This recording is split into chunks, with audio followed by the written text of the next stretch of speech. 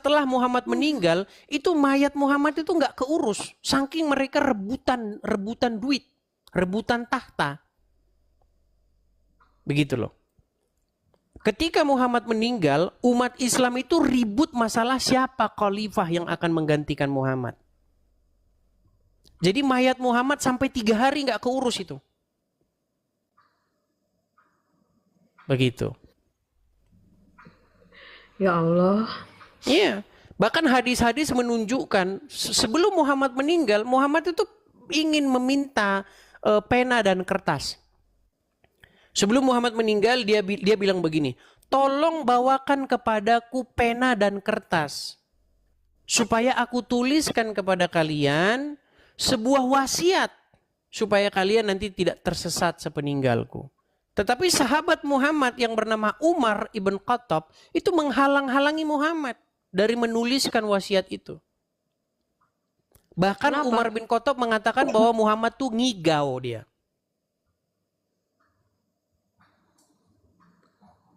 Kenapa Umar menghalangi?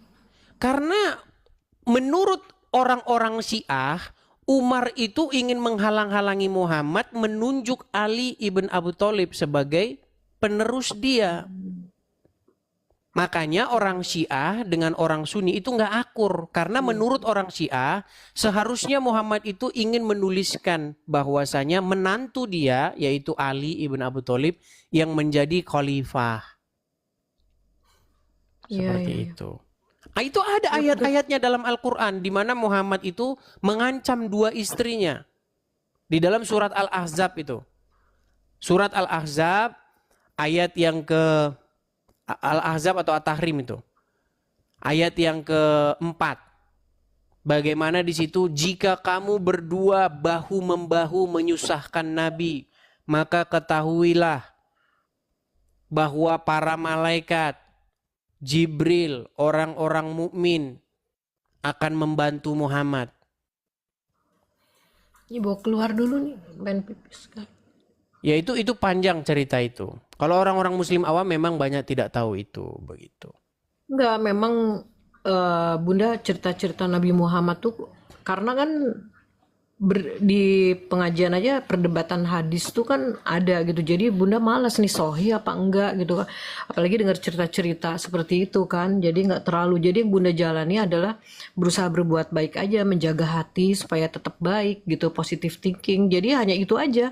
Tapi untuk hal-hal yang lain lebih jauhnya justru Bunda taunya setelah nonton channelnya Edis. Iya, padahal kalau dalam agama Islam tidak seperti itu. Dalam agama Islam itu yang penting mengucapkan 2 kalimat syahadat. Maka orang tersebut masuk surga. Walaupun dia berzina, walaupun mencuri, masuk surga. Yang penting 2 kalimat syahadat itu. Makanya bertentangan begitu. Padahal Tadi Bunda nonton diskusinya Edis yang mengenai pakaian kita di mata Tuhan itu kan hati. Itu Bunda setuju banget, bukan pakaian kita atau cara kita berpakaian. Jadi betul gitu kan, ngapain kita lihat casingnya gitu kan. Betul. Terus yang, jadi di dalam Al-Quran itu ada ayat yang berkata, sebaik-baiknya pakaian itu adalah takwa, ketakwaan. Menurut Al-Quran itu. Tapi kalau menurut orang Islam, sebaik-baik pakaian adalah menutup aurat. Tiap hari yang dibahas orang-orang Muslim itu. Jadi hijrah itu adalah definisinya menutup aurat. Itu definisi hijrah. Iya. Apakah Anda sudah menutup aurat belum? Bangga banget kalau menutup aurat. Tapi yang di dalam pikiran mereka aurat itu hanya rambut saja, rambut kepala. Padahal hakikatnya yang ditutup itu hati kita ya, dari nafsu jahat. Rambut, Allah menciptakan, Tuhan menciptakan sesuatu pasti ada manfaatnya kayak rambut. Jadi sebetulnya kayak hijab gini bukan ukuran ketakwaan ya seseorang. Betul sekali. Bahkan sebenarnya hijab-hijab ini, apalagi Bunda Ocit kan jauh lebih tua daripada saya. Zaman-zaman dulu, zaman-zaman film Lupus, ya kan? Yang punya permen karet dan lain sebagainya. Ada gitu orang pakai jilbab zaman dulu? Nggak ada. Iya, iya, iya, iya. Coba saya mau Ini tanya ini Bunda ini Oci, ini zaman sekolah ada jilbab nggak? nggak ada. Nggak Jadi ada. ini budaya Islam, budaya Arab yang diadopsi sama kita, akhirnya Iya. diterapkan oleh ulama-ulama supaya berhijab. Itu Sebenarnya mungkin ya. jilbab-jilbab ini orang itu ikut-ikutan latah. Jadi kalau petingginya sudah ngomong jilbab wajib, itu bawah itu padahal latah ngomong-ngomong wajib. Padahal sebenarnya kalau ditelusuri bisnis tukang jual jilbab. Iya, nggak ada dulu perempuan-perempuan pakai jilbab itu nggak ada, gitu loh. Tapi benar jadi boros beli jilbab melulu pas Iya, baru, ya jilbab terus. Allah. Makanya setiap hari wajib tutup aurat. Sejak kapan rambut itu jadi aurat? Quraisy Shihab pernah Ya, ngomong bahwa apakah rambut itu termasuk aurat? Itu ulama itu masih berselisih pendapat. Kalau tapi yang kan pasti sekarang aurat itu sudah pasti aurat ini. ya. Kemudian yang di atas lutut, kalau itu saya setuju. Saya setuju tuh Quraisy Shihab. Saya suka dengan beliau. Tapi kan sekarang di Arab Saudi sendiri tidak diwajibkan wanita berhijab. Bayangin coba. Iya, Gimana? karena Kita mereka sementara sudah di sini. sadar bahwa apa yang selama ini latah diikuti itu hanyalah latah masal saja.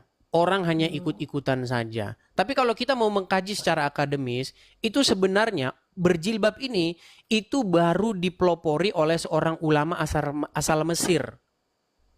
Ya, jadi dia itu ingin mengukur pergerakan orang Islam. Dulu ada partai politik di Mesir, mereka ingin mengukur kekuatan mereka.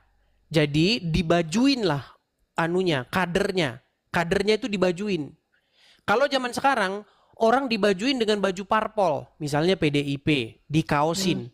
Dengan dikaosin mereka dapat mengukur seberapa kekuatan mereka. Nah, sebenarnya jilbab itu pelopornya itu Hasan Albani dari Mesir. Mereka ingin mengukur kekuatan umat Islam. Makanya perempuannya digituin. Ditutupin kepalanya. Begitu. Itu aslinya seperti itu. Lalu kemudian berkembang. Jadi katanya menutup aurat lah begitu. Tambah lagi ada pebisnis jilbab lah tiap hari mempromosikan itu. Kemudian tambah lagi dibikin hadis-hadis. Kalau perempuan kelihatan rambutnya sehelai saja maka akan 70 tahun di neraka. Perempuan yang menampakkan satu helai rambutnya kepada seorang yang bukan muhrimnya akan dihukum 70 tahun di neraka. Tapi Itu hadis itu yang juga saya manfaatin karena dulu begini. Dulu saya itu punya pegawai muslimah. Dia kalau habis dari kamar mandi, itu rambutnya itu numpuk di selokan air. Saya bilang sama dia, contoh. kamu tahu nggak? Menurut hadis satu helai rambut wanita itu akan 70 tahun neraka. Dia ketawa dia, nggak percaya. Saya tunjukin hadisnya. Setelah saya tunjukin hadisnya, besok dia rambutnya tidak numpuk lagi di situ. Ada hadisnya.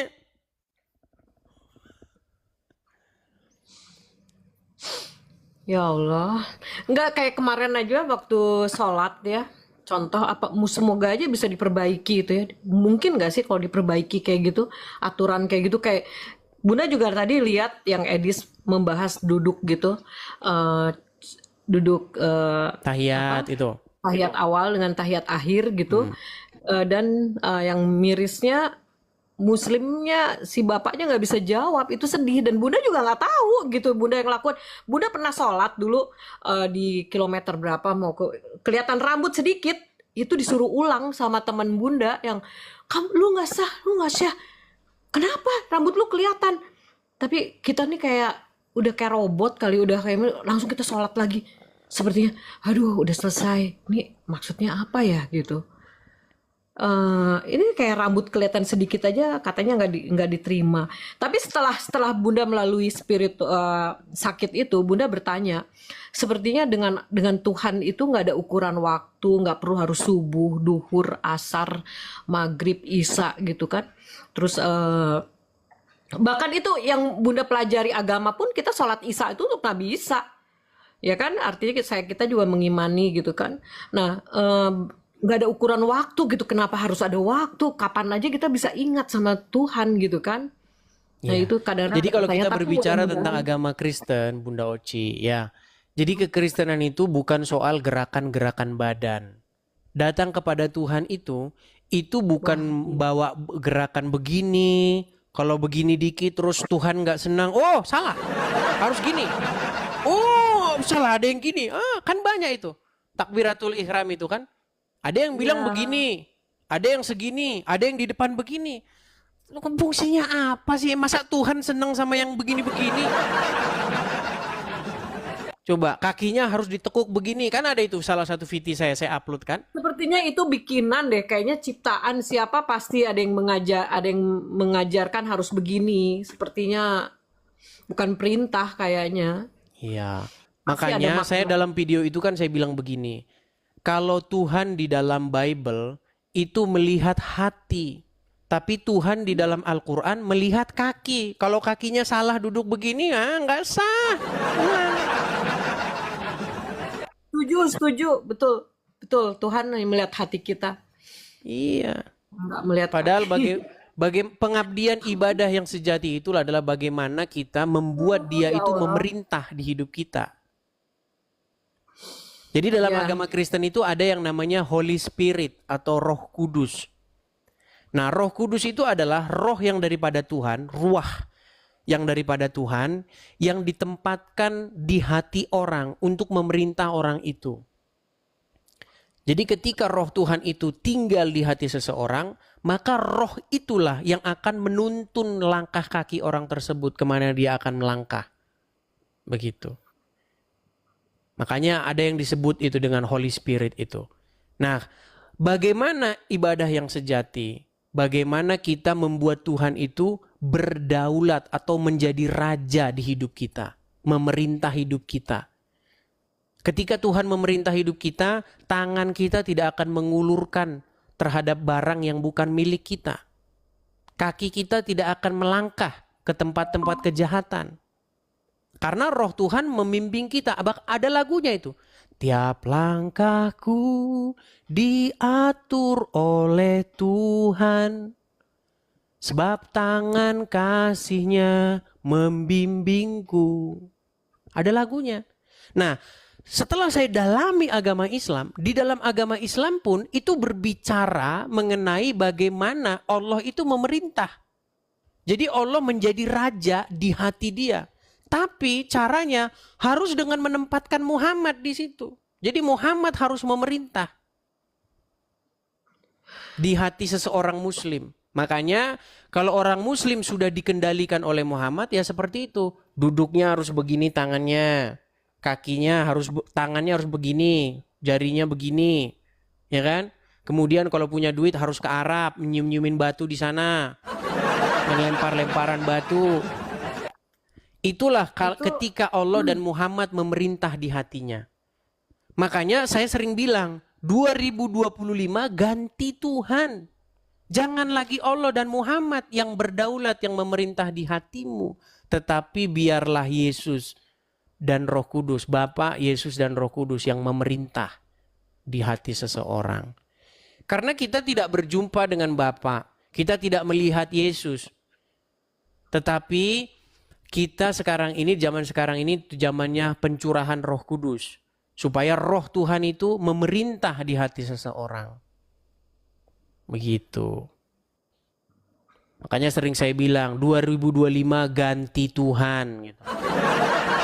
Dulu kan mereka ada tagar tuh. 2019 ganti presiden. Tapi gagal kan. Sampai siapa itu? Yang ininya besar itu siapa itu? Yang ya Allah kami khawatir tidak ada yang menuhankan engkau lagi. Siapa sih? Siapa namanya teman-teman di kolom komentar? Siapa sih? siapa? Siapa? Siapa?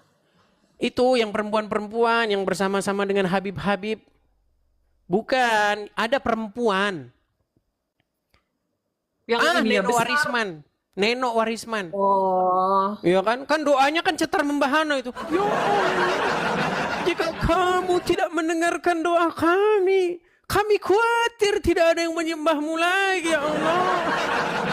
ya itu juga kadang-kadang bingungnya itu di Islam tuh banyak aliran gitu. Jadi aliran yang keras, yang ini sementara ya Bunda juga nggak bisa terima, bukan nggak terima ya hati, kayaknya ya kayak mengucapkan Natal gitu kan, apa sih salahnya gitu kan, kenapa sampai MUI juga turun tangan gitu kan, bikin larangan, sedih sih Padahal sebenarnya. di dalam Al-Quran ada ayat. Di dalam surat Maryam ayat yang ke-33. Surat Maryam ayat 19 ayat 33 itu kalau nggak salah. Atau 19 dikatakan. Selamatlah kata Nabi Isa itu. Isa berkata, selamatlah ketika aku dilahirkan. Ketika aku wafat dan aku dihidupkan kembali. Artinya mengucapkan selamat atas kelahiran Nabi Isa ada dalilnya dalam Al-Quran. Iya, iya. Justru yang nggak ada itu mengucapkan selamat atas kelahiran Muhammad. Emang ada dalam Al-Quran mencatat kelahiran Muhammad? Nggak ada. Nggak ada. Bahkan Muhammad tuh hanya disebut 4 kali saja dalam Al-Quran. Iya, makanya itu yang Bunda cari juga. Sementara kan dalam kamu nih mempengaruhi perasaan Bunda nih. Sekarang Bunda tuh sensitif banget soalnya. Kamu membuat aku jadi sekarang ngomongnya aja jadi nggak karuan.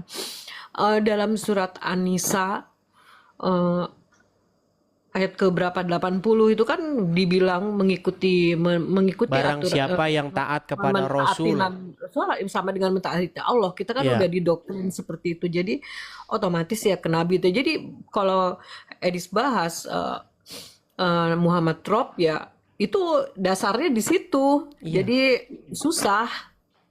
Dan itu sudah diakui juga Bunda Oci. Ya sedangkan cerita Nabi Muhammad sendiri nggak tahu gitu kan. Baru tahu sekarang dari Edis kenapa kayak gitu. Tapi kenapa bisa terpilih? Tapi mudah-mudahan nanti mungkin Bunda tanya-tanya juga sama Ustadz, nggak ada yang mau jawab. Selalu mereka bilang ibu tuh terlalu jauh, ibu tuh ini, ibu tuh harus yakin aja ikutin. Ibu susah juga sih. Imani saja gitu ya. Ya, Ya pelan-pelan lah. apa Bunda Bunda Oci. kan belajar, maksudnya banyak masukan dari kamu, dari Pak Cakra, dari mana, seneng aja, makasih gitu kan. Ya, ya. Menjawab sebagian pertanyaan dalam hati gitu. Ya, saya cuman kutip satu ayat dalam Bible apa yang Yesus katakan, akulah jalan dan kebenaran dan hidup, akulah kebangkitan dan hidup, begitu. Jadi kebangkitan Yesus itu menjawab segala pertanyaan-pertanyaan saya tentang kita ini dari mana, asalnya dari mana, apakah benar ada kebangkitan, apakah benar ada kehidupan setelah kematian, begitu. Karena kalau kita bicara sains, ya kan, ya memang apakah ada kehidupan setelah kematian? Nggak ada. Kalau kita ngomong sains, emang ada gitu? Nggak ada. Orang mati selesai mati, nggak ada lagi. Tapi seperti pengalaman-pengalaman spiritual kan, yang Bunda Ocha cerita, dulu udah pernah koma, tapi masih memiliki kesadaran, seperti itu. Apakah itu adalah roh, spirit, atau itu adalah sisa-sisa energi yang masih ada di dalam batang otak kita, atau bagaimana? Itu semua masih dalam pengkajian. Tapi saya juga pernah meneliti ya, pengalaman-pengalaman orang yang mau mati. Ternyata itu bukan hanya terjadi di Indonesia. Saya pernah mengkaji satu kajian apa yang terjadi sebelum orang mati. Ternyata ada hal yang sama gitu. Jadi sebelum orang mati itu biasanya dia itu didatangi sama orang-orang yang sudah mati. Begitu. Beberapa hari sebelum orang mati, ada orang mati yang datang ke rumah ngetok pintu. Terus si orang ini bilang, si Anu datang. Si siapa begitu. Dia nyebutin orang-orang yang udah mati. Nah, apakah itu halusinasi ataukah itu benar-benar spirit membuktikan bahwa memang dunia setelah kematian itu sungguh-sungguh ada? Itu pernah juga saya kaji seperti itu. Iya. Karena ternyata hal itu terjadi dan mereka nggak janjian. Orang di Indonesia nggak janjian sama orang di Amerika, nggak janjian sama orang di Afrika, tapi ceritanya sama. Mereka didatangi sama orang-orang yang sebelumnya mereka kenal dan sudah mati. Gitu. Sebelum mati orang ceritanya kayak begitu. Seperti itu. Iya, Bunda juga didatengin sama ayah Bunda gitu kok. Jadi Iya. Bunda waktu itu berpikir, "Oh, mungkin saya udah waktunya kembali gitu. Jadi waktu itu juga Bunda berdoanya ketika sadar, ya Tuhan kalau memang, ya Allah kalau memang ini sudah waktunya, insya Allah hamba ikhlas gitu kan, udah siap. Tapi kalau belum waktunya, beri kesempatan hamba untuk sembuh, insya Allah hamba akan menjadi orang yang lebih baik gitu. Itu memang, cuman ada beberapa pertanyaan Bunda yang nggak terjawab gitu sampai sekarang. Ya itulah. Iya. Ya, maaf ya, maaf ya. Belajar pelan-pelan lah Bunda Oci ya. Namanya ini kan tidak semudah membalikkan telapak tangan kan. Iya. Iya. Pelan-pelan lah. Oke, Ya, begitu Bunda Oci. ya. Makasih ya. Sama-sama Bunda Oci saya turunkan ya. Selamat malam. Selamat malam saya turunkan ya. Ya, begitu ya teman-teman ya. Jadi banyak cerita-cerita ya. Dan Anda kalau juga seorang muslimah dan